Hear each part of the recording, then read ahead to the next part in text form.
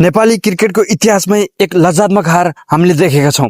यो नेपाली समर्थकका लागि एकदमै दुखीको कुरा पनि हो।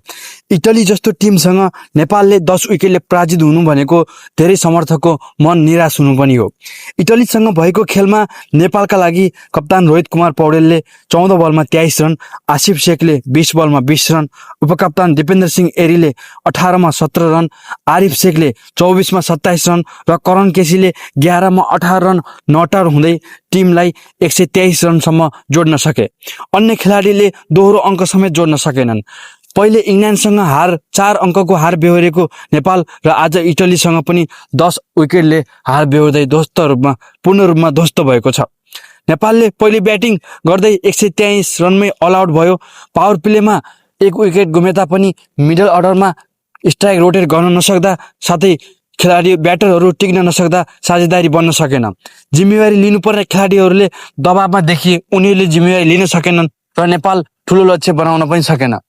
लक्ष्य ठुलो थिएन तर बलिङ गर्दा पनि इटलीका ओपनरलाई 1 विकेटसम्म लिन नसक्दा नेपाल टिमको एउटा विश्व सामने फेरि लज्जात्मक हार भएको छ। इटलीले 123 रन 12.4 ओभरमै लक्ष्य पूरा गर्यो। इटलीका ओपनरले नै खेल जिताए। उनीहरू दाजुभाइ अस्ट्रेलियामा हुर्केका र अस्ट्रेलियामै क्रिकेट खेलेका हुन्। उनीहरूले नेपाल विरुद्ध एकदमै राम्रो प्रदर्शन गर्दै 12.4 ओभरमा नेपाललाई सजिलै हराउन सके। यो हार केवल स्कोरबोर्डको मात्र होइन, यो लाखौं नेपाली समर्थकको आशामा एउटा लागेको चोट पनि हो। तर अझै प्रतियोगिता सकिएको छैन। गणितीय रूपमा हेर्ने हो भने नेपाल सुपर 8 को दौडबाट बाहिरिएको छैन। अब बाँकी खेलहरू स्कटल्यान्ड र वेस्ट इन्डिजसँग छ।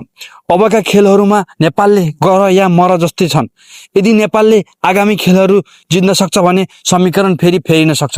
त्यसका लागि नेपालले वेस्ट इन्डिज र स्कटल्यान्डलाई भारी अन्तरले पराजित गर्नुपर्ने हुनेछ।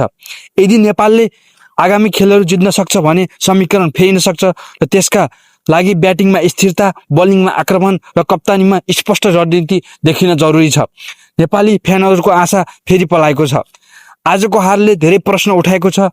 आजको हारको मुख्य कारण के हुन सक्छ? तपाईहरुको विचार कमेन्टमा लेख्नुहोला।